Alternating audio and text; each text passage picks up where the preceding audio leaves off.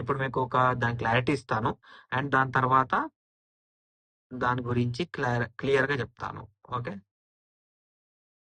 ఇప్పుడు ఇదొక break down point అనుకోండి. ఈ క్యాండిల్ వచ్చేసి ఫస్ట్ మనకు గ్రీన్ క్యాండిల్. ఓకే, దాని తర్వాత పక్కన ఒక రెడ్ క్యాండిల్. ఓకే, ఇది వచ్చేసి మన previous break down point. And దీని విక్స్ వచ్చేసి మనకు జోన్. అది మీ అందరికి తెలుసు. జోన్ జోన్ అంటే it's a selling zone. Okay, it's a selling zone.